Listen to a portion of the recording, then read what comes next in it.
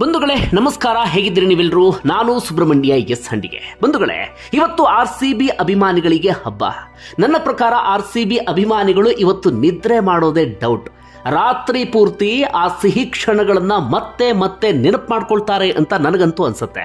ಯಾಕಂದ್ರೆ ಬರೋಬ್ಬರಿ 9 ವರ್ಷಗಳಿಂದ ಇಂಥದ್ದೊಂದು ಸಿಹಿ ಕ್ಷಣಕ್ಕೋಸ್ಕರ RCB ಅಭಿಮಾನಿಗಳು ಕಾಯ್ತಾ ಇದ್ರು. ಈ ಸಲ ಕಪ್ ನಮ್ದೇ ಅಂದರೂ ಕೂಡ ಫಿನಾಲೆಗೆ ಎಂಟ್ರಿ ಕೊಡೋದಕ್ಕೂ ಕೂಡ ಸಾಧ್ಯ ಆಗಿರಲಿಲ್ಲ 2016ರ ಬಳಿಕ. ಆದ್ರೆ ಇದೀಗ 2016ರ ನಂತರ ಬರೋಬ್ಬರಿ 9 ವರ್ಷಗಳ ಬಳಿಕ RCB ಫೈನಲ್ಗೆ ಎಂಟ್ರಿ ಕೊಟ್ಟಿದೆ. ಈ ಸಲ ಕಪ್ ನಮ್ದೇ ಎನ್ನುವಂತ ಮಾತನ್ನ ದಿಟ ಆಗಿಸೋಕೆ ಕೇವಲ ಒಂದೇ ಒಂದು ಹೆಜ್ಜೆ ಮಾತ್ರ ಬಾಕಿ ಇದೆ. ಈ ಬಾರಿಯ RCBಯ ಪರ್ಫಾರ್ಮೆನ್ಸ್ ನೋಡ್ತಾ ಇದ್ರೆ ಅಥವಾ RCB ತಂಡವನ್ನ ನೋಡ್ತಾ ಇದ್ರೆ ಈ ಸಲ ಕಪ್ ನಮ್ದೇ ಎನ್ನುವಂತ ಮಾತು ದಿಟ ಆಗುವಂತ ಎಲ್ಲ ಲಕ್ಷಣವೂ ಕೂಡ ಕಾಣಿಸ್ತಾ ಇದೆ. ಒಟ್ಟಾರೆಯಾಗಿ ಇದೀಗ 4ನೇ ಬಾರಿಗೆ ಫಿನಾಲಿಗೆ ಎಂಟ್ರಿ ಕೊಟ್ಟಂತಾಗಿದೆ.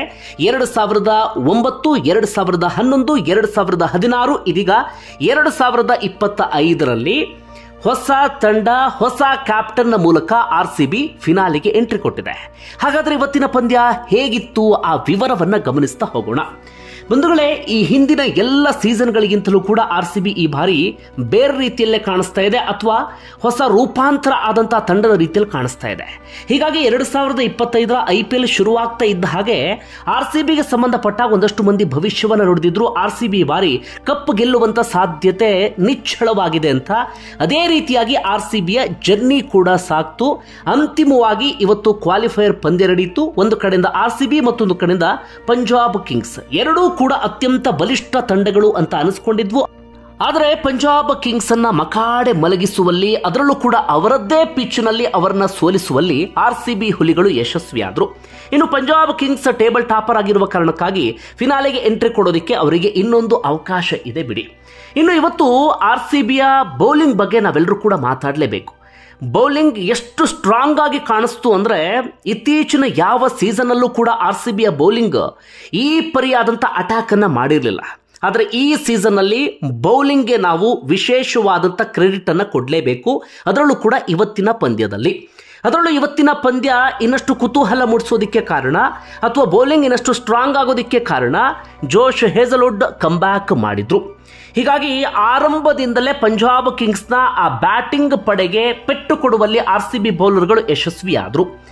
ಈ ಬ್ಯಾಟಿಂಗ್ ಶುರುವಾಗೋಕ್ಕೂ ಮುನ್ನ ಪಂಜಾಬ್ ಕಿಂಗ್ಸ್ದು ಯಾರು ಕೂಡ ನಿರೀಕ್ಷೆ ಮಾಡಿರಲಿಲ್ಲ ಈ ರೀತಿಯಾಗಿ ಆಗಬಹುದು ಅಂತೇಳಿ. ಯಾಕಂದ್ರೆ ಪಂಜಾಬ್ ಕಿಂಗ್ಸ್ನ ಬ್ಯಾಟಿಂಗ್ ಲೈನಪ್ ಎಷ್ಟು ಸ್ಟ್ರಾಂಗ್ ಆಗಿದೆ ನಿಮ್ಮೆಲ್ಲರಿಗೂ ಕೂಡ ಗೊತ್ತಿದೆ. ಮಿಡಲ್ ಆರ್ಡರ್, ಓಪನರ್ಸ್ ಜೊತೆಗೆ ಕೆಳ ಕ್ರಮಾಂಕದಲ್ಲೂ ಕೂಡ ತುಂಬಾ ಸ್ಟ್ರಾಂಗ್ ಆಗಿದ್ರು. ಆದರೆ RCB ಬೌಲರ್ಗಳ ಎದುರು ಅವರ ಆಟ ನಡೆಯಲಿಲ್ಲ. ಪ್ರಿಯಾಂಶ್ ಆರ್ಯ, ಯಶ್ ದಯಾಳ್ ವಿಕೆಟ್ ಅನ್ನ ಪಡಿತಾರೆ. ಅಲ್ಲಿಂದ ವಿಕೆಟ್ ಬೇಟೆ ಶುರುವಾಗುತ್ತೆ. ಪ್ರಭ್ಸಿಮ್ರನ್ ಸಿಂಗ್, ಭುವನೇಶ್ವರ್ ಕುಮಾರ್ಗಿಂದ ವಿಕೆಟ್ ಅನ್ನ ಕಳ್ಕೊಳ್ತಾರೆ. ಅವರಿಬ್ರು ಕೂಡ ಇತ್ತೀಚೆಗೆ ಧಮಾಕ ಮಾಡಿದಂಥ ಆಟಗಾರರು.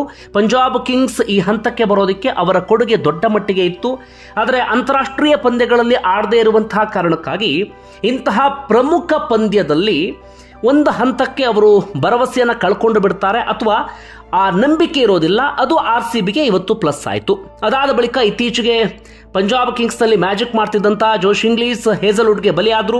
ಅಲ್ಲಿಂದ ಹೇಜಲ್ವುಡ್ ಮ್ಯಾಜಿಕ್ ಶುರುವಾಗುತ್ತೆ. ಶ್ರೇಯಸ್ ಅಯ್ಯರ್ ಆಟ ಕೂಡ ನಡೆಯಲಿಲ್ಲ. ಹೇಜಲ್ವುಡ್ ವಿಕೆಟ್ ಅನ್ನು ಕಬಳಿಸ್ತಾರೆ.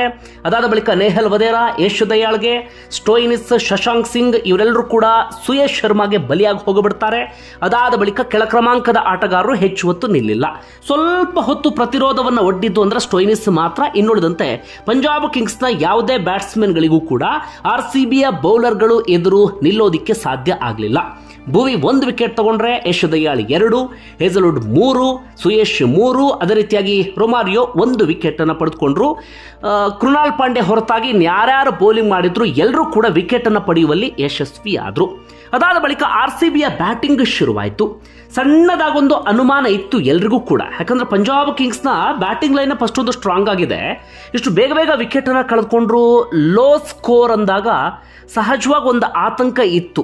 RCBಗೆ ಏನಾದರೂ ಸಮಸ್ಯೆ ಆಗಿಬಿಡಬಹುದಾ, ಪಂಜಾಬ್ ಕಿಂಗ್ಸ್ನ ಬೌಲಿಂಗ್ ಕೂಡ ಬಹಳ ಚೆನ್ನಾಗಿದೆ. ಹೀಗಾಗಿ RCB ಕೂಡ ಬ್ಯಾಕ್ ಟು ಬ್ಯಾಕ್ ವಿಕೆಟನ್ನು ಕಳ್ಕೊಳ್ಳುವಂಥ ಪರಿಸ್ಥಿತಿ ಎದುರಾಗಬಹುದಾ ಅಂಥೇಳಿ. ಆದರೆ ಆರಂಭದಲ್ಲೇ ಫಿಲ್ ಸಾಲ್ಟ್ ಇದನ್ನೆಲ್ಲವನ್ನು ಕೂಡ ದೂರ ಮಾಡಿಬಿಟ್ರು. 50ಯನ್ನು ಕೂಡ ದಾಟಿದ್ರು. ಆರಂಭದಿಂದಲೇ ಹೊಡಿ ಬಡಿ ಆಟವನ್ನು ಶುರು ಮಾಡಿಕೊಂಡ್ರು. ಇತ್ತ ವಿರಾಟ್ ಕೊಹ್ಲಿ ಔಟ್ ಆಗ್ತಿದ್ದ ಹಾಗೆ ಸಣ್ಣದಾಗೊಂದು ಆತಂಕ ಶುರುವಾಗಿತ್ತು. ಯಾಕಂದರೆ ವಿರಾಟ್ ಕೊಹ್ಲಿ ಔಟ್ ಆಗ್ತಿದ್ದ ಹಾಗೆ ಮಯಾಂಕ್ ಅಗರ್ವಾಲ್ ಬ್ಯಾಟಿಂಗ್ಗೆ ಬರ್ತಾ ಇದ್ದ ಹಾಗೆ Jamieson ಬೌಲಿಂಗ್ನಲ್ಲಿ back to back 4 ಬಾಲ್ಗಳು dot ಆಗಿಬಿಡ್ತು. ಜೊತೆಗೆ ವಿಪರೀತ ಬಾಲ್ಗಳು ನುಗ್ತಾ ಇದ್ವು. ಅದನ್ನು ನೋಡ್ತಾ ಇದ್ದ ಹಾಗೆ ಸಹಜವಾಗಿ ಎಲ್ರಿಗೂ ಒಂದು ಆತಂಕ ಶುರುವಾಗಿತ್ತು. ಯಾಕೋ ಬೌಲಿಂಗ್ ಕಡೆಗೆ ವಾಲುವ ರೀತಿಯಲ್ಲಿ ಕಾಣಿಸ್ತಾ ಇದೆ. ಪಂಜಾಬ್ ಕಿಂಗ್ಸ್ನ ಬ್ಯಾಟ್ಸ್ಮನ್ಗಳಿಗೆ ಯಾವ ಪರಿಸ್ಥಿತಿ ಬಂತು, RCBಗೂ ಕೂಡ ಹಾಗೆ ಆಗಬಹುದು ಎನ್ನುವಂಥ ಒಂದು ಲೆಕ್ಕಾಚಾರ, ವಿಶ್ಲೇಷಣೆ ಎಲ್ಲವೂ ಕೂಡ ಅಷ್ಟೊತ್ತಿಗಾಗಲೇ ಶುರುವಾಗಿ ಹೋಗಿತ್ತು. ಅದರಲ್ಲೂ ಕೂಡ ಆಮೇಲೆ ಬಂದಂಥ ಫಿಲ್ ಸಾಲ್ಟ್ ಕೂಡ ಒಂದೆರಡು ಬಾಲನ್ನು ಡಾಟ್ ಮಾಡಿಬಿಟ್ರು. ಆಗ ಆತಂಕ ಇನ್ನಷ್ಟು ಜಾಸ್ತಿ ಆಯಿತು. ಆದರೆ ಅದಾದ ಬಳಿಕ ಮಯಾಂಕ್ ಅಗರ್ವಾಲ್ ಕೂಡ ಆರಾಮಾಗಿ ಬ್ಯಾಟ್ ಬೀಸೋದಕ್ಕೆ ಶುರು ಮಾಡ್ಕೊಳ್ತಾರೆ. ಫಿಲ್ ಸಾಲ್ಟ್ ಅಂತೂ ಅಬ್ಬರ ನಿಲ್ಲೋದೇ ಇಲ್ಲ. ನಿರಂತರವಾಗಿ ಪಂಜಾಬ್ ಕಿಂಗ್ಸ್ನ ಬೌಲರ್ಸ್ಗಳನ್ನು ದಂಡಿಸೋಕೆ ಶುರು ಮಾಡ್ಕೊಳ್ತಾರೆ. ಅದಾದ ನಂತರ ಮಯಾಂಕ್ ಅಗರ್ವಾಲ್ ಔಟ್ ಆದರೂ ಕೂಡ ಯಾವುದೇ ಆತಂಕವೂ ಕೂಡ ಇರಲಿಲ್ಲ. ಅಷ್ಟೊತ್ತಿಗಾಗಲೇ ತಂಡ ಒಂದು ಸೇಫ್ ಎನ್ನುವಂಥ ಹಂತಕ್ಕೆ ಬಂದಿರುತ್ತೆ. ಅಂತಿಮವಾಗಿ ರಜತ್ ಪಾಟಿದಾರ್ ಹಾಗೆ ಸಾಲ್ಟ್ ತಂಡವನ್ನ ಬಹಳ ಬೇಗ ದಡ ಮುಟ್ಟಿಸುವಲ್ಲಿ ಯಶಸ್ವಿ ಆದರು. ಅಂತಿಮವಾಗಿ ಲೋ ಸ್ಕೋರ್ ಮ್ಯಾಚ್ನಲ್ಲಿ RCB ಭರ್ಜರಿಯಾದಂಥ ಗೆಲುವನ್ನು ಸಾಧಿಸಿತು. ಪಂದ್ಯ ಶುರುವಾಗೋಕ್ಕೂ ಮುನ್ನ ಈ ರೀತಿಯಾದಂಥ ಪಂದ್ಯ ಆಗಬಹುದು ಅಂತ ಯಾರೂ ಕೂಡ ನಿರೀಕ್ಷೆ ಮಾಡಿರಲಿಲ್ಲ. ಒಂದು ಲೆಕ್ಕಾಚಾರದ ಪ್ರಕಾರ ಕನಿಷ್ಠ ಅಂದರೂ ಪಂಜಾಬ್ ಕಿಂಗ್ಸ್ 180 190ವರೆಗೆ ಹೋಗಬಹುದು, ಅಥವಾ 200 ಕೂಡ ಅವ್ರು ರೀಚ್ ಆಗಬಹುದು. ಅದಾದ ಬಳಿಕ RCB ಬ್ಯಾಟ್ಸ್ಮನ್ಗಳಿಗೂ ಕೂಡ ಸ್ವಲ್ಪ ಮಟ್ಟಿಗೆ ಕಷ್ಟ ಆಗಬಹುದು. ಬಹಳ ರೋಚಕ ಪಂದ್ಯ ಆಗುತ್ತೆ ಅಂತ ಎಲ್ಲರೂ ಕೂಡ ನಿರೀಕ್ಷೆ ಮಾಡಿಕೊಂಡಿದ್ರು. ಆದರೆ ಆ ರೋಚಕತೆ ಕಂಡು ಬರಲಿಲ್ಲ ಅಂದರೂ ಕೂಡ RCB ಫಿನಾಲೆಗೆ ಎಂಟ್ರಿ ಕೊಟ್ಟಿದ್ದು ಪ್ರತಿಯೊಬ್ಬರಿಗೂ ಕೂಡ ಒಂದು ರೀತಿಯಲ್ಲಿ ಹಬ್ಬದ ಊಟ ಇದ್ದ ಹಾಗೆ ಅಥವಾ ಖುಷಿಯ ವಿಚಾರ. ಒಟ್ಟಾರೆಯಾಗಿ ಇದು ಇವತ್ತಿನ ಪಂದ್ಯದ ಒಂದಷ್ಟು ವಿಚಾರ.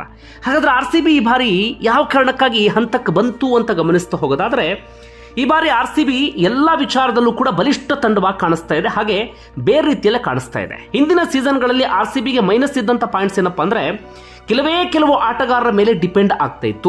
ಉದಾಹರಣೆ ತೆಗೆದುಕೊಳ್ಳೋದಾದ್ರೆ Virat Kohli, Chris Gayle, AB de Villiers ಅಂದ್ರೆ ಅವರೆಲ್ಲರೂ ಕೂಡ ಇದ್ದಂಥ ಸೀಸನ್ಗಳಲ್ಲಿ ಇಂತಹ ಆಟಗಾರರ ಮೇಲೆ RCB ಡಿಪೆಂಡ್ ಆಗ್ತಾ ಇತ್ತು. ಅದರಲ್ಲೂ ಒಂದೆರಡು ಸೀಸನ್ ಕೆಳ ಕ್ರಮಾಂಕದಲ್ಲಿ ಬಂದು ಬ್ಯಾಟ್ ಬೀಸ್ತಾ ಇದ್ದಂಥ ದಿನೇಶ್ ಕಾರ್ತಿಕ್ ಇಂಥವ್ರನ್ನ ಹೆಚ್ಚು ನೆಚ್ಚಿಕೊಳ್ಳುವಂಥ ಪರಿಸ್ಥಿತಿ ಅಂಥದ್ದೆಲ್ಲವೂ ಕೂಡ ಇತ್ತು. ಆದರೆ ಈ ಬಾರಿ RCBಯಲ್ಲಿ ಅಂಥದ್ದು ಯಾವುದೂ ಕೂಡ ಇರಲಿಲ್ಲ. ಅದರಲ್ಲೂ ಕೂಡ ಒಂದಷ್ಟು ಸೀಸನ್ಗಳಲ್ಲಿ ಬ್ಯಾಟಿಂಗ್ ಲೈನಪ್ ಸ್ಟ್ರಾಂಗ್ ಆಗಿದ್ರೆ ಬೌಲಿಂಗ್ ವೀಕ್ ಆಗಿರ್ತಿತ್ತು, ಬೌಲಿಂಗ್ ಸ್ಟ್ರಾಂಗ್ ಆಗಿದ್ರೆ ಬ್ಯಾಟಿಂಗ್ ವೀಕ್ ಆಗಿರ್ತಿತ್ತು. ಆದರೆ ಈ ಬಾರಿ ಹಾಗಾಗಲಿಲ್ಲ. ಓಪನರ್ಸ್ಗಳಿಂದ ಹಿಡಿದು ಮಧ್ಯಮ ಕ್ರಮಾಂಕದಿಂದ ಹಿಡಿದು ಆಲ್ರೌಂಡರ್ಸ್ಗಳಿಂದ ಹಿಡಿದು ಜೊತೆಗೆ ಫಿನಿಷರ್ಸ್ಗಳಿಂದ ಹಿಡಿದು ಕೊನೆಗೆ ಬೌಲಿಂಗ್ ಪಡೆ ತುಂಬಾನೇ ಸ್ಟ್ರಾಂಗ್ ಆಗಿ ಕಾಣಿಸ್ತಾ ಇತ್ತು. ಓಪನರ್ಸ್ ಕೈ ಕೊಟ್ಟರು, ಮಧ್ಯಮ ಕ್ರಮಾಂಕದವ್ರು ಕೈ ಹಿಡಿತಾ ಇದ್ರು. ಅವರು ಏನಾದರೂ ಕೈ ಕೊಟ್ಟರು ಕೂಡ ಕೆಳ ಕ್ರಮಾಂಕದಲ್ಲಿ ಫಿನಿಷರ್ಸ್ಗಳು ಫಿನಿಶ್ ಮಾಡುವಂಥ ಕೆಪಾಸಿಟಿಯನ್ನು ಹೊಂದಿದ್ರು. ಹಾಗೆ ಅಂತಾರಾಷ್ಟ್ರೀಯ ಪಂದ್ಯಗಳಲ್ಲಿ ಆಡಿ ಅನುಭವ ಇರದೇ ಇರುವಂಥವರು ಕೂಡ RCBಯಲ್ಲಿ ಈ ಬಾರಿ ಅದ್ಭುತವಾದಂಥ ಪ್ರದರ್ಶನವನ್ನು ಕೊಟ್ಟರು. ಜೊತೆಗೆ ಹಿಂದಿನ ಕೆಲ ಸೀಸನ್ಗಳಲ್ಲಿ RCBಯ ಬೆಂಚ್ ಇತ್ತಲ್ಲ, ತುಂಬ ಸ್ಟ್ರಾಂಗ್ ಆಗಿ ಇರ್ತಾ ಇರಲಿಲ್ಲ. ಅಂದರೆ ಬೆಂಚ್ ಕಾಯುವಂಥ ಆಟಗಾರರು ತುಂಬ ಸ್ಟ್ರಾಂಗ್ ಆಗಿ ಏನು ಇರ್ತಾ ಇರಲಿಲ್ಲ. ಹೀಗಾಗಿ RCBಗೆ ಆಪ್ಷನ್ಸ್ಗಳು ತೀರಾ ಕಡಿಮೆ ಎನ್ನುವ ರೀತಿಯಲ್ಲಿ ಹಿಂದಿನ ಒಂದಷ್ಟು ಸೀಸನ್ಗಳಲ್ಲಿ ಇರ್ತಾ ಇತ್ತು. ಆದರೆ ಈ ಬಾರಿ ಅಂತಹ ಪರಿಸ್ಥಿತಿ ಇರಲಿಲ್ಲ. ಬೆಂಚ್ ಕಾಯುವಂಥ ಆಟಗಾರರು ಕೂಡ ತುಂಬಾನೇ ಸ್ಟ್ರಾಂಗ್ ಆಗಿದ್ರು. ಹೀಗಾಗಿ ಯಾರನ್ನ ಆಡಿಸೋದು ಅಥವಾ ಪ್ಲೇಯಿಂಗ್ 11 ಫೈನಲ್ ಮಾಡೋದು ಹೇಗೆ ಇಂಥ ಗೊಂದಲದಲ್ಲೇ RCB ಇರ್ತಾ ಇತ್ತು. ಯಾಕಂದ್ರೆ ಒಬ್ಬರಿಗಿಂತ ಒಬ್ಬರು ಸ್ಟ್ರಾಂಗ್ ಎನ್ನುವ ರೀತಿಯಲ್ಲಿ ಕಾಣಿಸ್ತಾ ಇದ್ರು.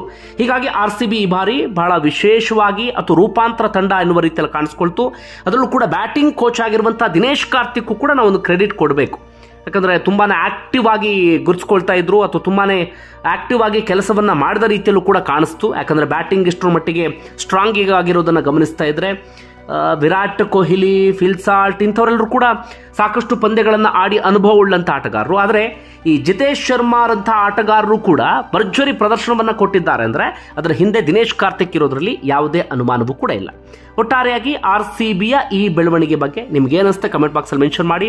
ಈ ಸಲ ಕಪ್ ನಮ್ದೇ ಅಂತ ನಾವೆಲ್ಲರೂ ಕೂಡ ಹೇಳ್ತಿದ್ದೀವಲ್ಲ, ಆ ಮಾತು ಸತ್ಯ ಆಗೋದಿಕ್ಕೆ ಕೇವಲ ಒಂದು ಹೆಜ್ಜೆ ಮಾತ್ರ ಬಾಕಿ.